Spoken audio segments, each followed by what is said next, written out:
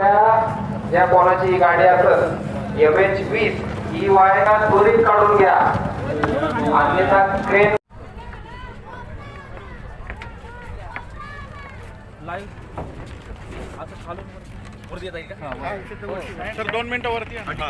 स्तंभ पर बाबा साहब के परपोते राजरत्न अंबेडकर जी यहाँ पर आए हैं। उन्होंने भी इस विजय स्तंभ को सलामी दी है, मानवंदना दी है। जानते हैं उनसे रूबरू होते हैं कि आज 1 जनवरी के तौर पर जो बाबा साहब का जो शौर्य दिन जो मनाया जाता है, बाबा साहब के कहने पर जो लोग यहाँ पर आते हैं उसको हर साल जो मनाया जाता है और यहाँ पे जो अभिवादन करने हर लोग आते हैं। लेकिन इस साल कोरोना के महामारी के कारण लोग कम आए हुए, लेकिन यहाँ पर जो बाबा साहब ने जो कहा है वो हर लोग सुनते हैं और प्रशासन को भी यहाँ पे सहकार्य करते हैं। सर जय भीम। जय भीम।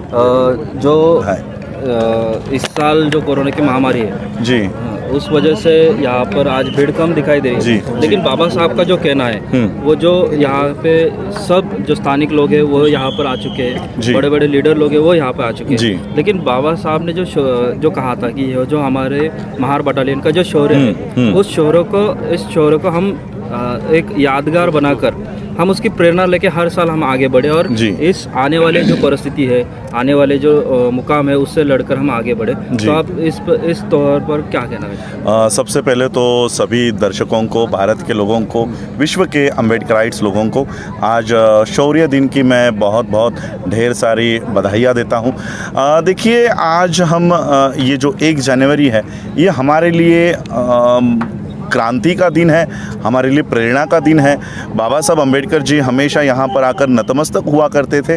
बाबा साहब का ये कहना था कि जो लोग अपना इतिहास नहीं जानते वो इतिहास बना नहीं पाएंगे, और ये बाबा साहब ने हमारा जो इतिहास जो छुपा दिया गया था वो बाबा साहब ने समाज के सामने लाया कि आप लोग भेड़ बकरियां नहीं हो, आप लोग सिंह के औलादे हो, आप लोग शेर के औलादे हो। तो बाबा साहब ने जो मरी हुई कौम थी उसमें जान डाली, अपने हक और अधिकार के लिए लड़ना बाबा साहब ने सिखाया। लेकिन आज आपने जो बताया है कि हमारे नेता यहाँ पर आते हैं, अभिवादन करते हैं, लेकिन वो जो जागृति बाबा साहब ने इस माध्यम से करवाई थी वो कहीं ना कहीं मैं देखता हूँ कि हमारे लोग अब शिथिल होते जा रहे हैं, फिर से नींद में जाने की कोशिश कर रहे हैं। जब संविधान को जलाया जाता है, एट्रोसिटी एक्ट को डाइल्यूट किया जाता है, रिजर्वेशन इन प्रमोशन को हटाया जाता है, तो ये जागृति हमको क्यों नहीं दिखाई दे रही है? आज शेड्यूल कास्ट के MPs, MLAs ये सारा होते हुए देखने के बावजूद वो चुप बैठे हुए हैं।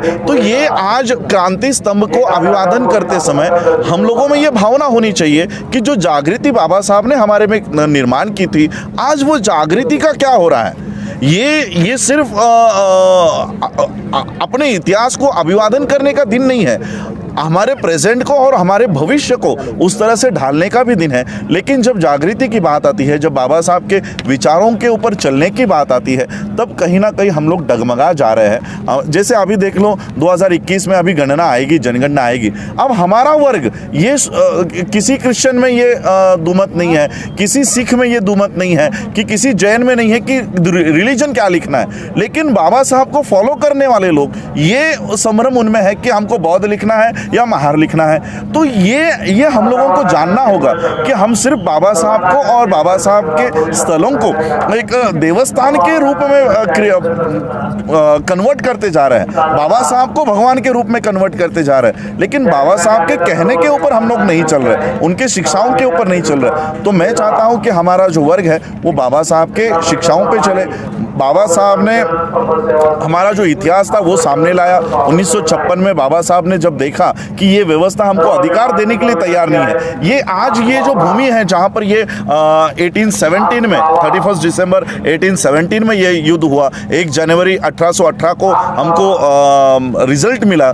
उस समय हमारे जो पूर्वज थे वो किस लिए लड़े थे? क्योंकि हमको इक्वलिटी का राइट ये व्यवस्था नहीं दे रही, और इसलिए उस व्यवस्था के अगेंस्ट में हमारे पूर्वज लड़े।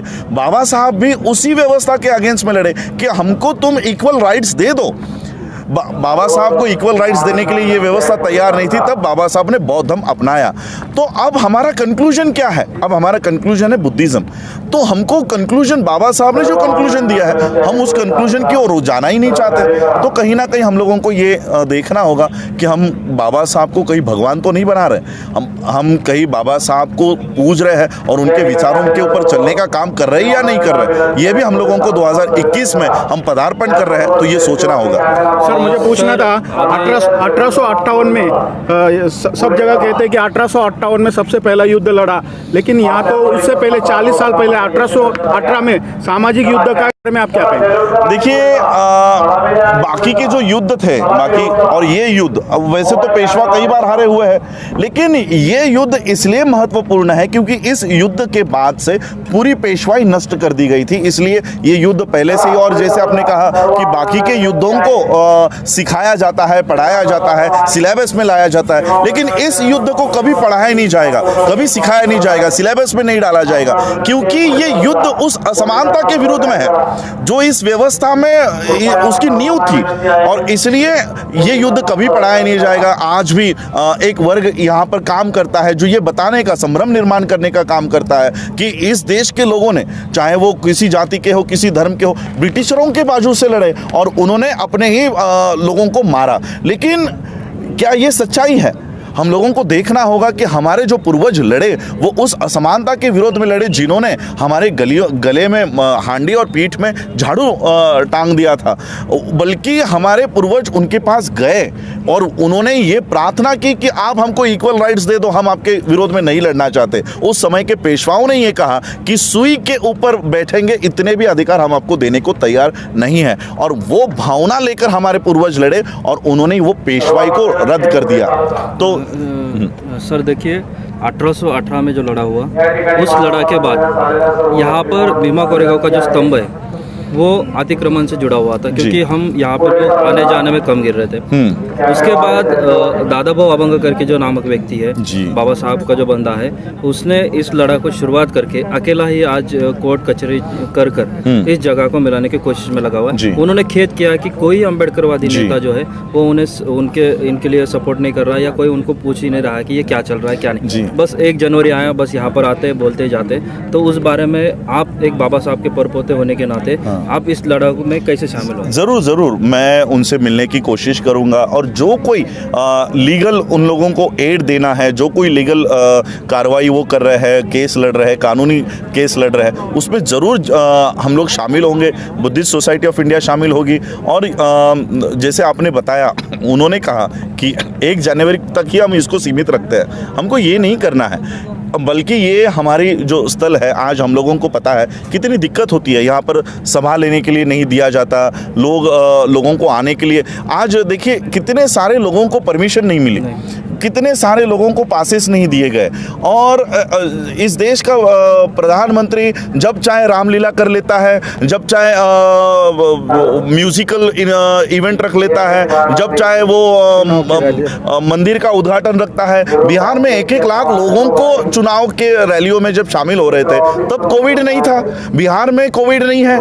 और जब आप यहाँ पर बाबा साहब को मानने वाले लोग जब यहाँ पर अभिवादन करने के लिए आएंगे तब कोविड को आगे कर रहे हो। यानी अपने समझ के अनुसार, अपने सारे फैसिलिटी के अनुसार ये कोविड को आगे कर देते हैं। यानी बाकी के समय आपको कोविड नहीं होता, बाकी के समय कोविड की समस्या नहीं है, लेकिन आज इतने सारे लोग जो आज यहाँ पर आना चाहते थे उनको रोका गया है। कई सारे लोग मैं देख रहा हूँ 15-15 किलोमीटर के दूर उनको रोका जा रहा है, गाड़ियों को रोका जा रहा है। और ये प्रशासन, ये पहले से हमारा नहीं था, अभी भी हमारा नहीं है, शासन हमारा नहीं है। और इसलिए कहीं ना कहीं हम लोगों को सोचना होगा कि बाबा साहब के आंदोलनों को तारीखों में सीमित रखने के बजाय, या 14 अप्रैल आ गई तो बाबा साहब की जयंती, 14 अक्टूबर या विजयादशमी आ गई तो दीक्षा भूमि, 1 जनवरी आ गई तो क्रांति भूमि, यहाँ पर भीमा कोरेगांव।